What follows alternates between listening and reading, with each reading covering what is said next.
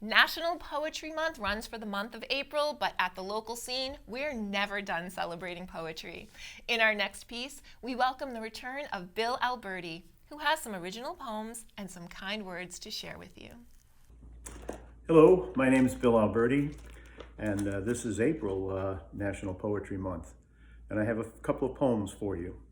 The book that I'm working on right now is about poems categorized as persons, places, and things.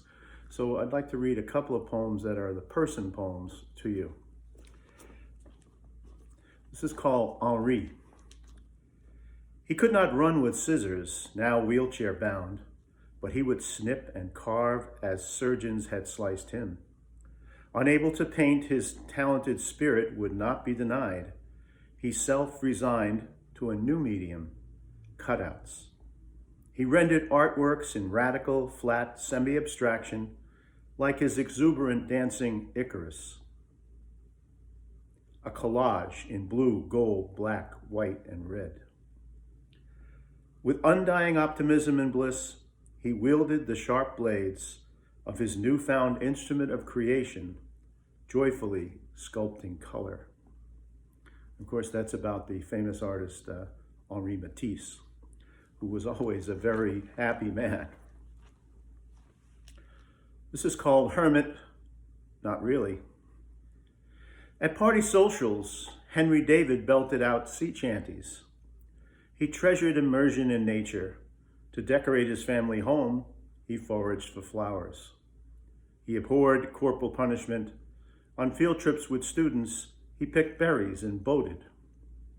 He initiated a performance art, building a cabin in the woods on Emerson property. There he squatted for 2 years, 2 months, 2 days, near a pond named Walden. Less than a mile from town, he sauntered home most evenings to dine with family and friends. He was very civil in disobedience and often entertained visitors with his watermelon parties.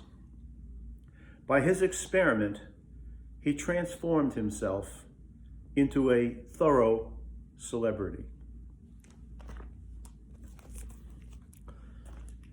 Here's a picture for you. I think you know who that is. This is called Floating Butterfly. You were so pretty, a cocky loudmouth, an elegant man in a brutal sport, with a winning smile and a bee-sting left hook. An Olympic champ, name change activist, Mohammed, beloved of God. Never called nigger by the Vietnamese, you refused the draft. Vilified boxer, stripped of your title for voiced convictions, after conversion, you paid a stiff price, 3 prime career years. Exonerated, you defied the odds when you shuffled back with planned strategy to rope a dope in a jungle rumble. You backed braggart boats, but took vicious blows, till in the 8th round, you regained your crown, pugilist poet, champion in motion. You did it again, this time Manila, but pounding punches in the chilla thriller addled your brain, mumbled bravado. Challenges came, challenges went, each stole a piece of the rhyming, sparring, human specimen you crafted of clay. But no one could steal your sense of humor, world-class charisma, or snuff out the torch you lit for us all with a generous heart.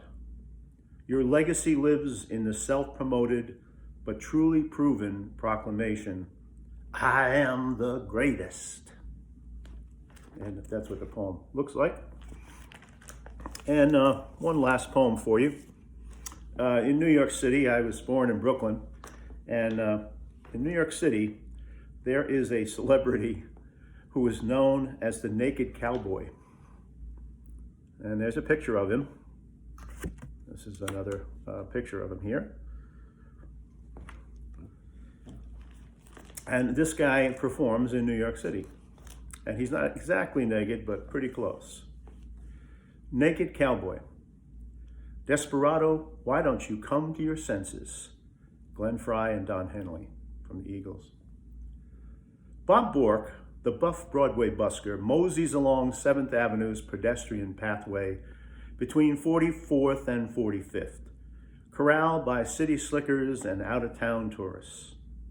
He's nearly nude in white Stetson and Western boots, but dread not, a patriotic painted guitar hangs down from his neck, strategically covering the fruits of his loom in tighty-whities. This midday cowboy stands face-framed by shoulder-length bleached blonde hair. Smiling, he strums the strings of his instrument to lasso the crowd's attention. 9 years, this Cincinnati-born cowpoke has been street performing, panhandling, and posing for pictures.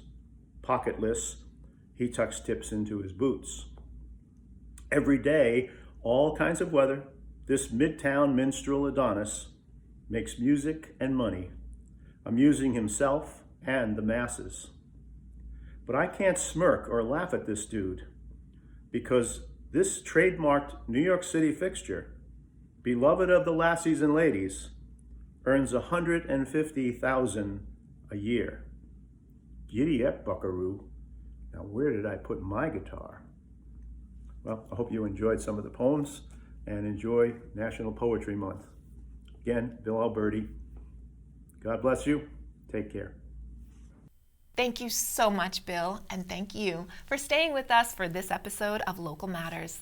From all of us at PAC TV, have a happy and safe week. We'll see you next time.